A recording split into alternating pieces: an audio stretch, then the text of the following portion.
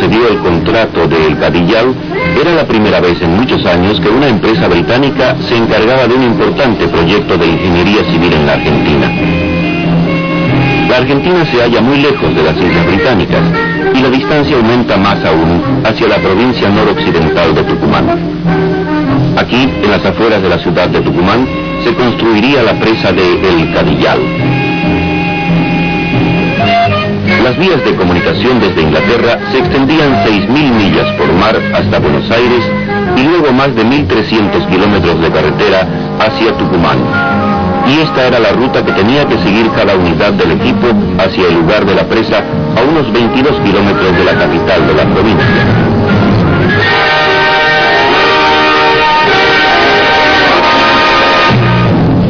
Tucumán es una ciudad bastante próspera. Y al igual que muchos otros lugares de la Argentina, su prosperidad se deriva de la agricultura de su provincia. Y al contemplar este ubérrimo lugar, podría pensarse que la provincia de Tucumán no tenía problemas.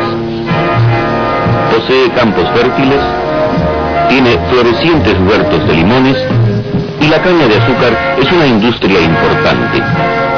¿Dónde está entonces el problema? O mejor aún, ¿cuándo ocurre el problema? Ya que la fertilidad dura poco. La mayor parte del año presenta este aspecto: un paisaje reseco, planicies áridas salpicadas aquí y allá por plantas resistentes a la sequía, y lechos de ríos secos que las avenidas transforman en torrentes de 2 metros de profundidad en época de lluvias. Es cierto que ya existían algunos canales de riego, pero las facilidades eran sumamente inadecuadas, y la nueva presa iba a servir no solo para controlar las aguas, sino también para proporcionar agua de riego a vastas zonas de la región oriental de la provincia.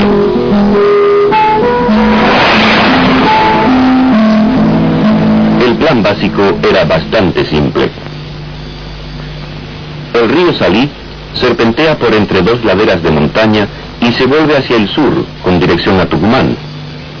Una presa de tierra de unos 60 metros de altura se construiría a través de la angosta garganta. El río se desviaría por un túnel de 6 metros de diámetro. Una pequeña ataguía impediría el paso del agua, de modo que pudiera levantarse la presa principal. Además, habría un túnel de 3 metros de diámetro para alimentar una usina eléctrica, aquí. Ambos túneles necesitarían compuertas de control que tuviesen pozos de compuerta de 60 metros de profundidad, y se requeriría una chimenea de equilibrio sobre el túnel de 3 metros para aliviar la presión en las turbinas. Para evitar inundaciones, sería necesario perforar un túnel de aliviadero a través de la montaña, con un canal y un amortiguador. El proyecto se completaría con un lago artificial de 14 kilómetros cuadrados en el valle, detrás de la presa. El río tenía que ser desviado a través de un túnel de 6 metros mediante una ataguía. La construcción de esta presa a través del río no tuvo problemas, gracias a la variedad del equipo que se había llevado hasta allí. Y mientras se cerraba la última brecha, otra topadora completaba la operación de desvío al romper el dique que cerraba la entrada del túnel de 6 metros. Después de haber sido empleado para desviar el río, este túnel de 6 metros pasó a formar parte del sistema del control de inundaciones.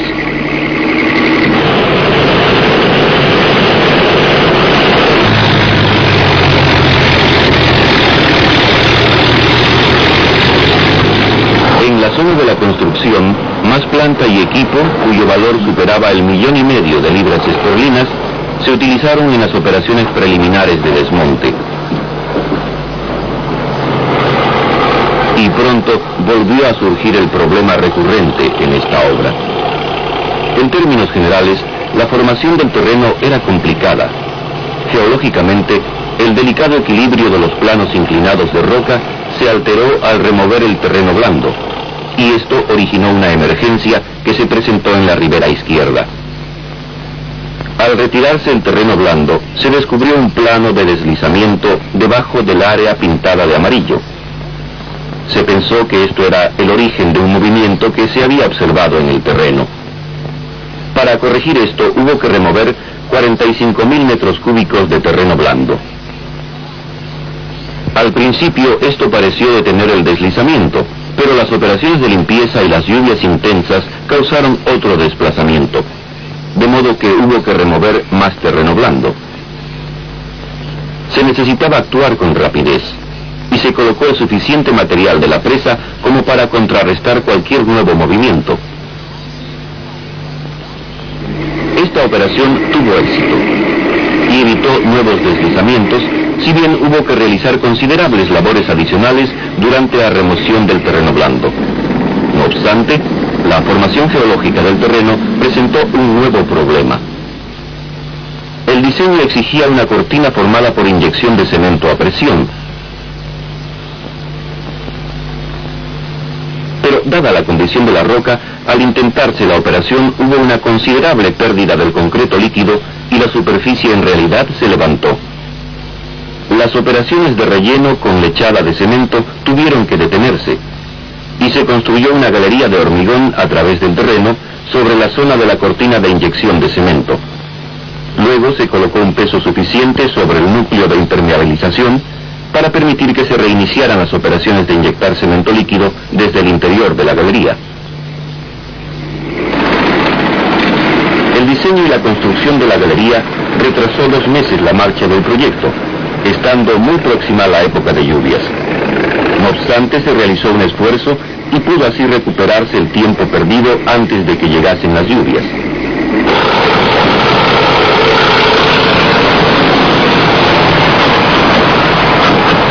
Una vez construida la galería, podría iniciarse la tarea principal de colocar el ripio, material que se obtenía de zonas de préstamo situadas aguas arriba. En la primera etapa, antes de las lluvias, hubo que transportar 1.500.000 metros cúbicos de ripio, y durante la jornada de 16 horas diarias, los camiones de volquete de 30 toneladas llegaban al lugar cada 2 minutos.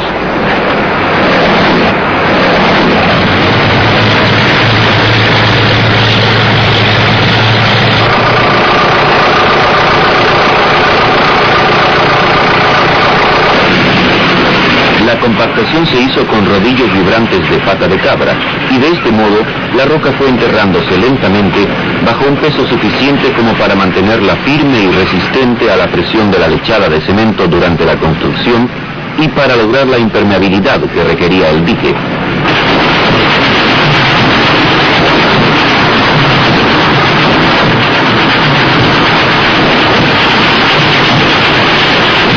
Una planta de cernir proporcionaba los diferentes tamaños de agregados y material filtrante que requería el proyecto.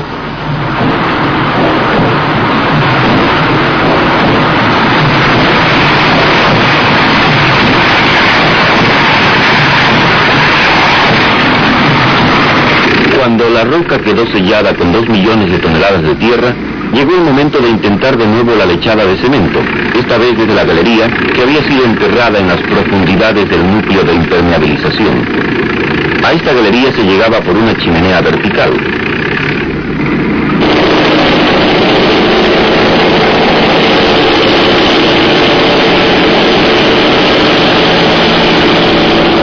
La lechada de cemento desde la galería, con el tremendo peso encima, fue un completo éxito y continuó durante todo el período de construcción. La galería ha quedado como un acceso a la base de la presa y desde allí se podrán efectuar observaciones estructurales en el futuro.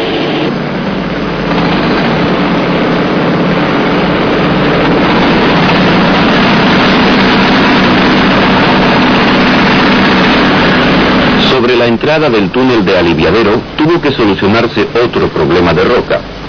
El depósito del aliviadero tuvo que emplazarse aquí, y para hincar el concreto en la superficie rocosa fue necesario insertar anclajes a gran profundidad.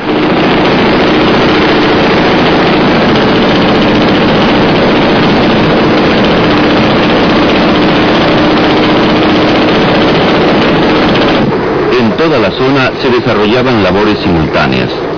A la salida del túnel de aliviadero, la sección del canal fue excavada y rellenada de hormigón.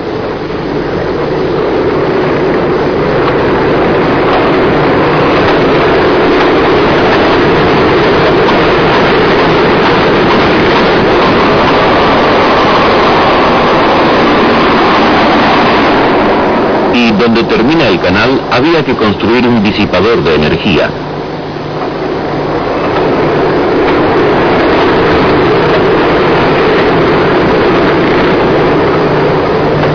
Y la usina eléctrica estaba ya tomando forma.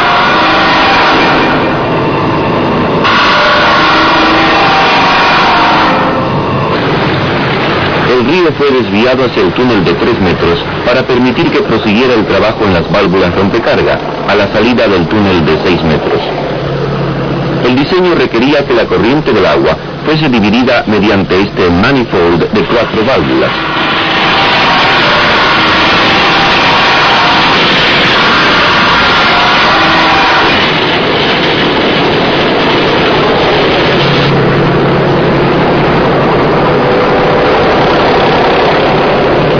No muy lejos de allí, se había terminado de construir la chimenea de equilibrio de 60 metros sobre el túnel de 3 metros de diámetro. Para poner el concreto se utilizó un encofrado deslizante continuo. Pero los caprichos de la geología no fueron los únicos problemas que encontraron allí los ingenieros. Inevitablemente llegaron al fin las lluvias. El arroyito se convirtió en caudaloso torrente y la que era antes zona árida en un verdadero tremedal.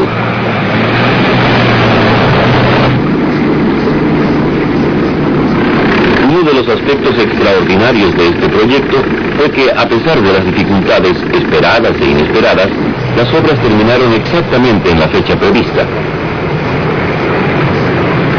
Para unir con concreto los pozos de compuerta a los 2 túneles, se utilizaron nuevamente encofrados deslizantes, suspendidos con cables desde arriba.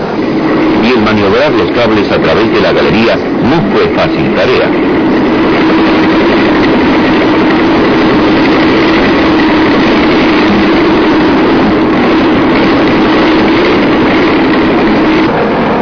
El encofrado tenía solo 1 metro de espesor, pero los pozos medían 60 metros de arriba a abajo. Y fue una operación complicada el mantener el encofrado alineado durante su largo y lento avance.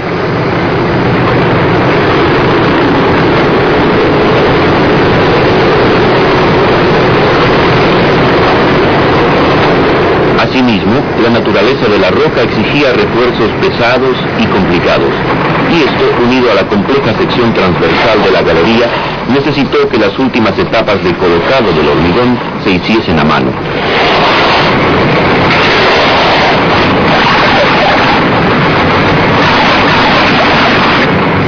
Un factor importante en el proyecto del Cadillal fue el nivel de cooperación alcanzado entre los 30 ingenieros británicos llevados de Inglaterra y los 1.200 trabajadores contratados localmente. Hasta ahora hemos mencionado apenas el túnel de aliviadero, cuya construcción se inició con 3 pequeños túneles piloto, 15 metros de altura y 15 de ancho a la entrada. Este se considera un túnel de gran tamaño y fue quizá la parte más interesante de todo el proyecto. El túnel de aliviadero tuvo que ser perforado a través de la montaña en la ribera derecha. A causa de las características ya conocidas de la roca del Cadillal, primero fue necesario perforar los 3 túneles piloto de 4 metros que ya hemos visto. Luego se construyeron paredes con base de concreto a ambos lados. Se excavaron ensanches laterales en secciones cortas para conectar los pilotos, quedando el techo sostenido por puntales afirmados en el filo de la roca dejada en el piso del túnel, conocido como el núcleo. La experiencia demostró que el núcleo no soportaría adecuadamente el encofrado, de modo que se insertaron bulones de anclaje. Las 30 toneladas del encofrado de acero para el revestimiento de concreto fueron introducidas en rieles colocados sobre el núcleo. Luego siguió el refuerzo y la colocación del concreto.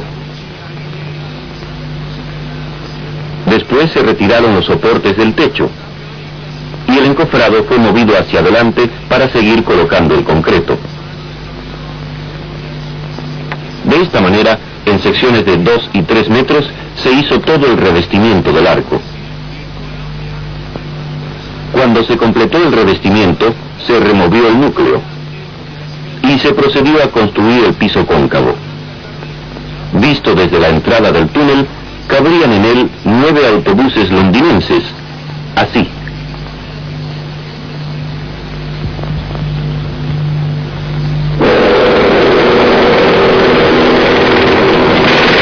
Para perforar el túnel de 12 metros de alto y 15 de ancho a través de esta roca difícil, se requerían ingenieros de primer orden, y a veces los equipos podían avanzar tan solo unos cuantos pies por jornada.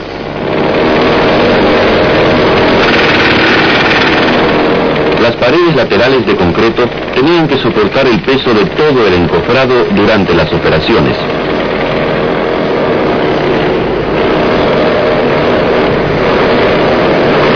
Se necesitaba un refuerzo muy sólido para el revestimiento de concreto, pero por lo menos el metro de espesor que había entre el encofrado y el techo dejaba suficiente espacio de acceso para colocar el refuerzo.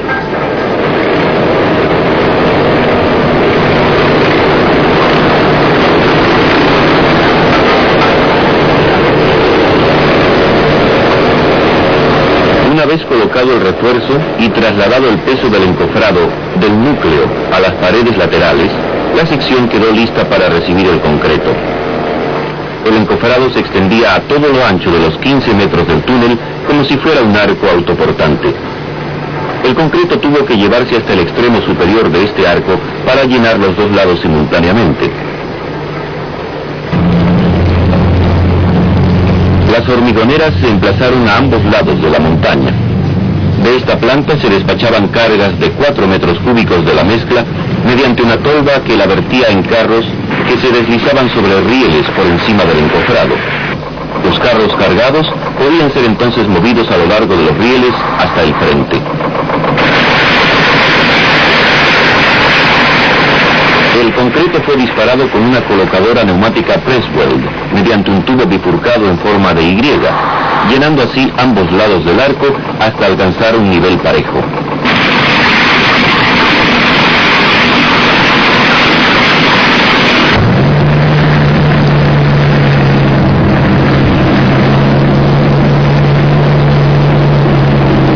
El túnel de aliviadero, terminado, es un excelente ejemplo de buena ingeniería en condiciones de considerable dificultad, y su tamaño es impresionante desde cualquier punto de vista. Colocados ya los 5 millones de toneladas de material de relleno, solo faltaba proteger de la erosión por el agua, con una capa de riprap, la cara de la presa que mira hacia el lago.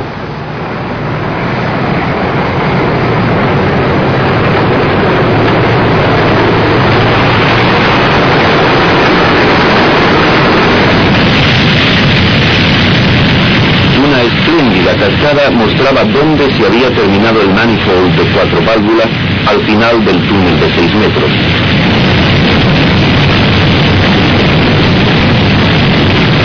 Pero se hizo menos frecuente cuando la puerta de entrada se cerró y el río desviado comenzó el proceso, que tardará un año, de llenar el lago detrás de la estructura terminada. En sus primeros comienzos, el proyecto tropezó con problemas relacionados con los préstamos necesarios para iniciar la obra, pero los contratistas hallaron la forma de solucionar estos y otros problemas que se fueron presentando más tarde. El transporte del equipo hasta el lugar, las dificultades geológicas, los deslizamientos y las malas condiciones en la perforación de túneles. Estos problemas pertenecen ahora al pasado. El Cadillal fue un desafío, pues se habían realizado otras tentativas para aprovechar las aguas del río Salí. Y el que se haya hecho frente a este desafío con todo éxito y a tiempo, se debe a la pericia y al ingenio de los ingenieros británicos y argentinos.